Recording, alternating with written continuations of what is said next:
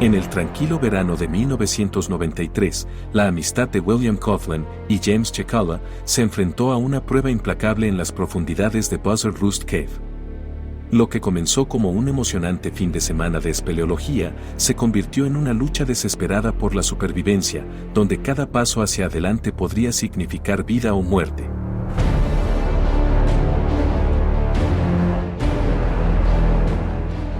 William Coughlin y James Cicala eran mejores amigos desde hacía mucho tiempo, y se conocieron como Boy Scouts en 1976.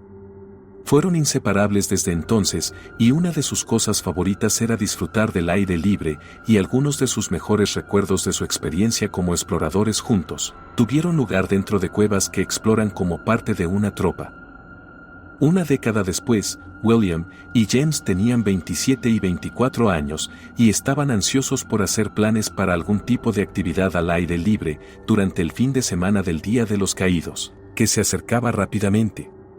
Por casualidad, uno de ellos se encontró con un folleto de una atracción turística en el centro sur de Kentucky llamada Buzzard Roost Cave. Ubicada en una propiedad privada, Buzzard Roost Cave se encuentra a las afueras de un lugar llamado la Ciudad de las Cuevas. Esta es un área con casi 645 kilómetros de cuevas y túneles explorados, y es el hogar del sistema de cuevas más largo conocido del mundo.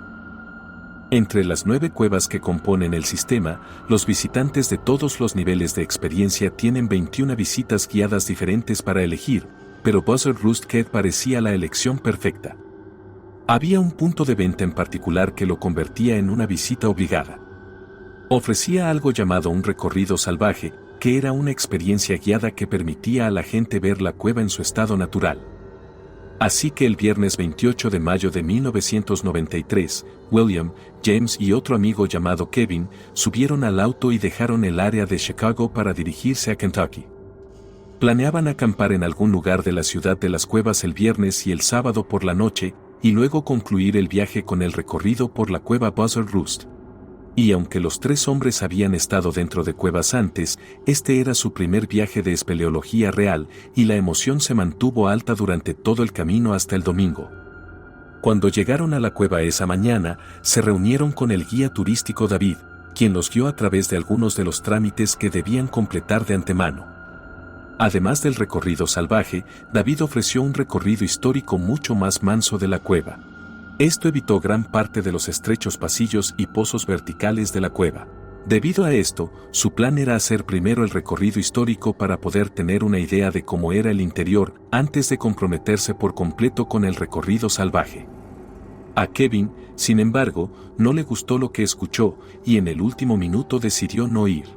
William y James no querían dejar atrás a Kevin, pero ya estaban allí y Kevin insistía en que siguieran sin él. Así que durante la madrugada, William, James y un pequeño grupo de personas hicieron el recorrido histórico. David se aseguró de señalar las diferentes áreas y túneles que estaban incluidos en él. Para James, casi parecía que David estaba haciendo todo lo posible para convencerlos de que no hicieran esa gira, pero en realidad era solo su forma de asegurarse de que supieran en lo que se estaban metiendo. Sin embargo, nada de lo que David pudiera decir disuadiría a William y James, el peligro solo los emocionó más y, al final de la gira histórica, estaban entusiasmados con la versión salvaje más tarde esa tarde. Cuando llegaron las 4, William, James y otros 4 se reunieron fuera de la cueva listos para comenzar el recorrido con David. Y después de entregarles a cada uno de ellos 2 fuentes de luz, les preguntó si estaban listos y todos respondieron con entusiasmo que sí. Así que con eso, comenzaron a abrirse camino hacia adentro.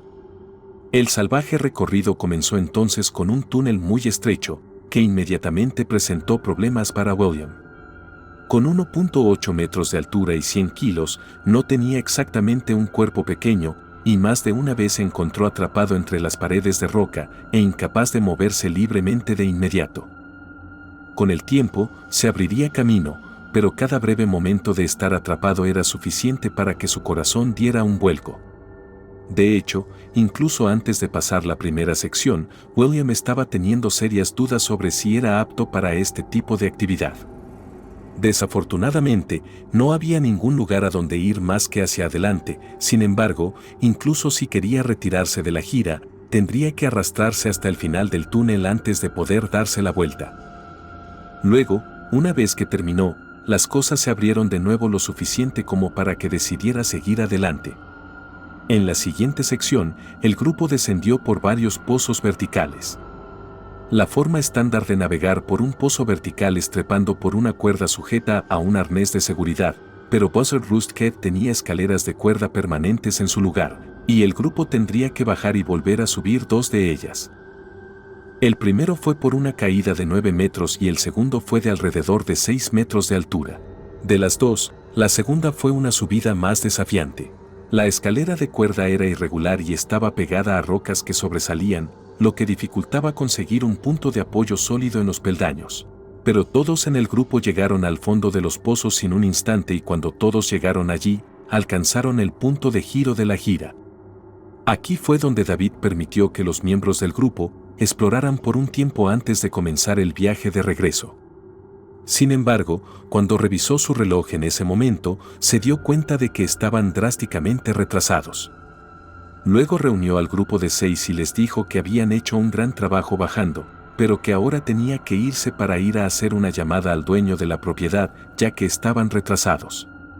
Le indicó al grupo que echaran un vistazo a su alrededor durante unos minutos y luego regresaran a la superficie de la misma manera en que entraron.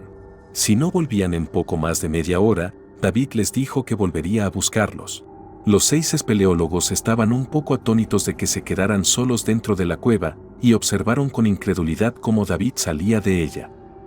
Pero lo mejor que podían hacer era seguir las sugerencias de David, así que miraron un poco a su alrededor antes de decidirse a volver a subir las escaleras de cuerda. James fue elegido como el presentador que llevaría la parte trasera del grupo, y su trabajo consistía en sostener la parte inferior de la escalera de cuerda para estabilizarla para todos los demás.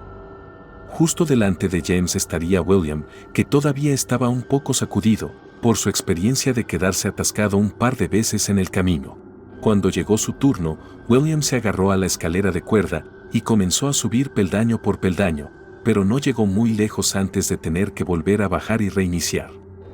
Era fácilmente el más grande del grupo y estaba claro que también estaba luchando más que todos los demás. Después de 2 intentos de llegar a la cima de la primera escalera, William comenzó por tercera vez. Esta vez llegó a la mitad del camino y justo cuando parecía que iba a lograrlo, se resbaló de la escalera, se estrelló contra una roca que sobresalía de la pared y aterrizó con un ruido sordo y repugnante directamente en la parte posterior de su cabeza. Fue como un momento en cámara lenta para James mientras veía a su mejor amigo caer por el aire y golpear el suelo con un tremendo impacto. James luego corrió hacia él, que ya estaba sangrando profusamente por la cabeza, y se sorprendió al encontrarlo consciente y aparentemente con su ingenio sobre él. Increíblemente, William insistió en que estaba bien y que su herida en la cabeza se veía peor de lo que realmente era, así que después de sacudirse, se acercó a la escalera para darle otra oportunidad.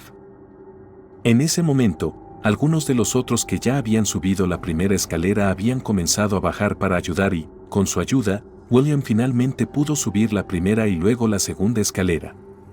Mientras esto sucedía, 2 de los otros miembros del grupo se apresuraron a salir de la cueva para avisar a David y para que llamara a los servicios de emergencia para ayudar a William a salir.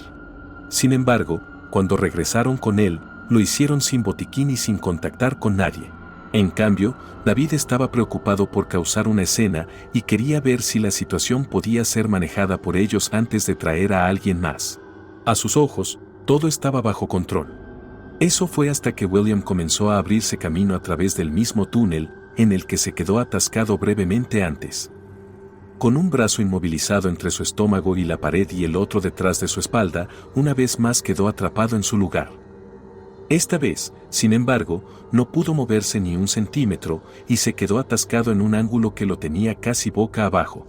Para que te hagas una idea de lo estrecha que era esta zona, cuando David finalmente cedió y llamó a los servicios de emergencia, los rescatistas tuvieron que quitarse los cascos en ciertos puntos del túnel, porque esas secciones eran muy estrechas. Peor aún, para cuando llegó la ayuda, William ya estaba entrando y saliendo de la conciencia. Para agravar la terrible experiencia, los rescatistas que recibieron la llamada, pensaron que solo estaban apareciendo para ayudar a un espeleólogo herido a salir de la cueva. Sin embargo, cuando llegaron, rápidamente descubrieron que tenían un espeleólogo herido y atrapado, lo que complicó enormemente el esfuerzo. Uno de los rescatistas que se presentó en el lugar fue un médico que se abrió paso en la cueva e inmediatamente comenzó a retorcerse a través del único túnel de entrada o salida. En poco tiempo, se acercó lo suficiente a William como para verlo y las cosas no se veían bien. Por un lado, ni siquiera podía alcanzarlo. Era demasiado estrecho para que pudiera alcanzar a William y luego tratar de salir del túnel. Pero el problema más apremiante era que William claramente estaba teniendo dificultades para que el aire entrara en su cuerpo. La forma en que terminó atrapado dentro del túnel ejerció una inmensa presión sobre su abdomen. Incluso en el camino, hubo momentos en los que William tuvo que exhalar todo el aire de sus pulmones para poder avanzar. Pero ahora herido y atascado, no podía expandir sus pulmones por completo. Luego, con la falta de aire que le hacía desmayarse continuamente, poco podía hacer para ayudarlos en su esfuerzo. Todo esto combinado significó que durante más de 7 horas, permaneció inmóvil dentro del túnel donde los rescatistas continuaron tratando de alcanzarlo. Finalmente, a las 5 de la mañana del lunes, uno de los rescatistas hizo el primer contacto físico con William, quien no había estado consciente durante algún tiempo. Luego, cuando le tomaron el pulso, no había ninguno. William estaba muerto.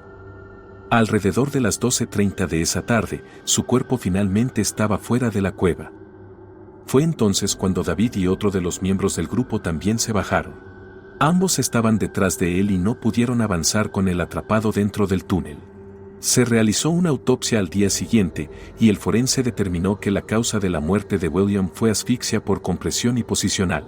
Al examinar su cabeza, el forense encontró una contusión grave, pero no fue lo suficientemente cercana como para matarlo.